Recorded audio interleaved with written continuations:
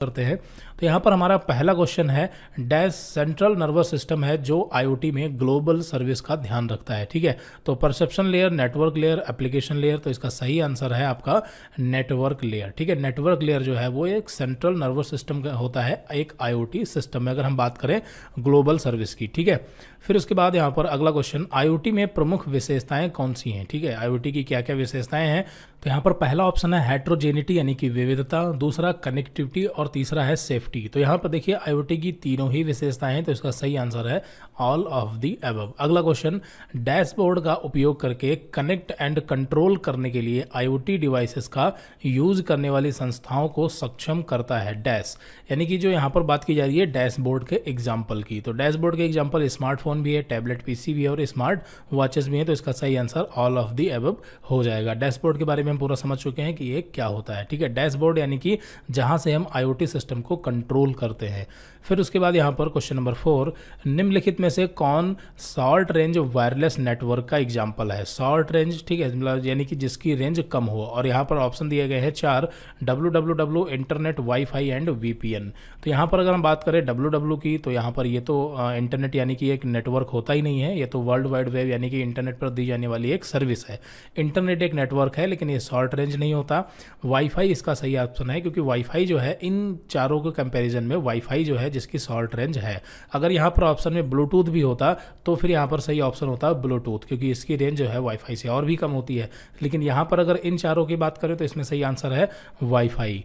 फिर उसके बाद अगला क्वेश्चन, अगले क्वेश्चन में पूछा जा रहा है आईओटी आर्किटेक्चर की सबसे लोवेस्ट लेयर कौन सी है। ठीक है, तो यहाँ पर देखिए लेयर के बारे में वैसे हम आगे पढ़ेंगे, things and connection O level का जो दूसरा चैप्टर है उसमें हम पढ़ेंगे, वहाँ पर OSI model, TCP IP model के बारे में हमें पढ़ने को मिलेगा। लेकिन एक क्वेश्चन आ गया है तो यहाँ पर देखते हैं। तो यहाँ पर देखिए जो ऑप्शन दिए गए हैं ये बाई मिस्टेक किसी दूसरे क्वेश्चन के ऑप्शन है, तो इसका सही जो आंसर होगा वो होगा फिजिकल लेयर। ठीक है, फिजिकल लेयर जो होती है वो हमारे आईओटी आर्किटेक्चर की सबसे निचली परत होती है। ठीक है, तो इसका सही आंसर क्या है, फिजिकल लेयर। ये बाई मिस्टेक यहाँ पर ऑप्शन गलत हो गए। ठीक है, चलिए समझ में आ गया होगा।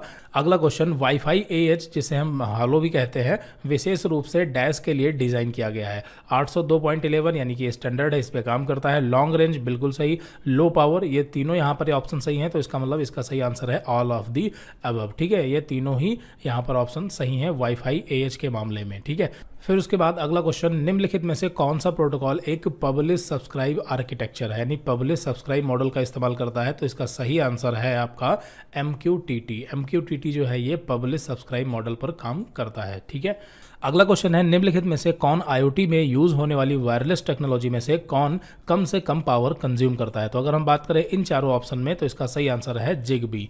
जो जिगबी है ये सबसे कम पावर कंज्यूम करेगा अगर हम कंपेयर करें इन तीनों से। ठीक है, तो यहाँ पर इसका सही आंसर क्या है, जिगबी। अगला क्वेश्चन, निम्नलिखित में से कौन आईओटी का मेन एलिमेंट नहीं है। थिंग्स का मतलब देखिए होता है, थिंग्स यानी आईओटी में यूज होने वाली जितने भी सेंसर, माइक्रो कंट्रोलर डिवाइसेस हैं वो सब थिंग्स कहलाते हैं। थिंग्स यानी कि चीजें। ठीक है, अब इसके अंतर्गत कुछ भी आ सकता है, तो ये तो है ही है, सिक्योरिटी भी है और प्रोसेस भी है। लेकिन पीपल यानी कि लोग, ये आईओटी के मेन एलिमेंट नहीं है। तो अगर इन चारों की बात करें तो इन चारों में से 3 मेन है, पीपल जो है ये मेन नहीं है। ठीक है, इसकी जरूरत नहीं पड़ती।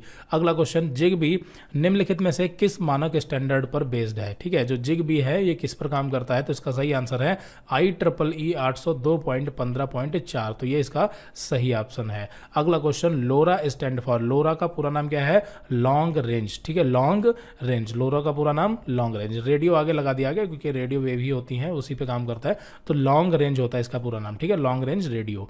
अगला क्वेश्चन, आईओटी डिवाइस को डेटा के साथ जोड़ने का तरीका निम्न में से कौन सा है। ठीक है, यानी कि आईओटी डिवाइसेस को अगर डेटा के साथ में जोड़ना है तो कैसे जोड़ोगे, तो नेटवर्क देखिए जरूरत पड़ेगी ही। ठीक है, और इंटरनेट तो मतलब एक नेटवर्क ही है, लेकिन इसका सही ऑप्शन जो है वो है क्लाउड। ठीक है, अगर आईओटी डिवाइसेस को डेटा के साथ जोड़ना है तो हमारा डेटा जो है वो क्लाउड पर होता है एक तरह से, तो हमें क्लाउड के साथ जोड़ना पड़ेगा। ठीक है, अब जब बात क्लाउड की करते हैं तो क्लाउड में नेटवर्क और इंटरनेट तो आ ही जाएगा। ठीक है, मतलब इंटरनेट आएगा और इंटरनेट नेटवर्क है, तो ये तीनों ऑप्शन आ ही जाएंगे। और यहाँ पर ऑटोमेटा, ये इसका कोई मतलब नहीं यहाँ पर है। ठीक है, ठीक है। चलिए अगला क्वेश्चन, डैश रिसोर्सेस की कमी वाले डिवाइसेस के लिए एप्लीकेशन लेयर प्रोटोकॉल है। तो देखिए एप्लीकेशन लेयर प्रोटोकॉल की बात करें तो यहाँ पर MQTT और COAP ये दोनों ही है, लेकिन रिसोर्सेस की कमी वाले डिवाइसेस के लिए बात करें तो यहाँ पर इसका सही आंसर है MQTT, ठीक है। अगला क्वेश्चन, IoT में एक एंटिटी है, ठीक है। अब एंटिटी क्या होती है, तो देखिए दो टाइप की एंटिटी होती हैं, एक होती है फिजिकल एंटिटी और दूसरी होती है वर्चुअल एंटिटी, ठीक है। तो एंटिटी कुछ नहीं, एंटिटी मतलब एंटिटी में कोई भी ऑब्जेक्ट या कोई भी ऐसी चीज आ सकती है, चाहे वो फिजिकल हो या वर्चुअली हो, ठीक है। तो एंटिटी एक तरह से ऑब्जेक्ट यानी एक वस्तु हो सकती है, कुछ भी हो सकता है, ठीक है। तो यहाँ पर देखिए बिजनेस ये भी एक एंटिटी है, गवर्नमेंट भी है और कंज्यूमर भी है, तो इसका सही आंसर है ऑल ऑफ द अबव, ठीक है। तो आई थिंक यहाँ पर आपका क्लियर हो गया होगा।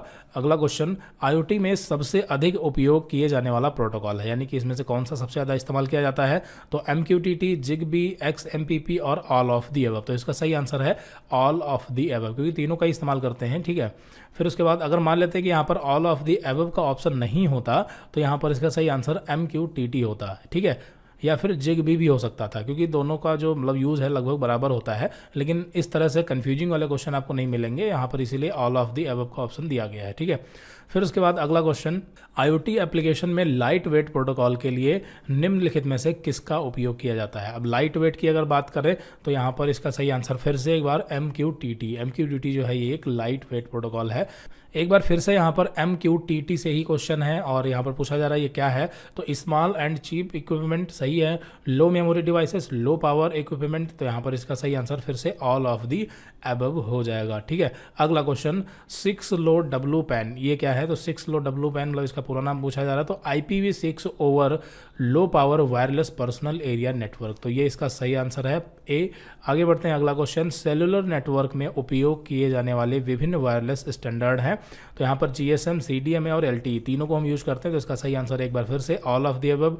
RFID टेक्निक में डैश निम्नलिखित शामिल है, यानी RFID जो टेक्निक या टेक्नोलॉजी है इसमें एंटीना भी होते हैं, ट्रांसपॉन्डर भी होते हैं, ट्रांस रिसीवर भी होते हैं, तो इसका सही आंसर फिर से all of the above, clear है। तो यहाँ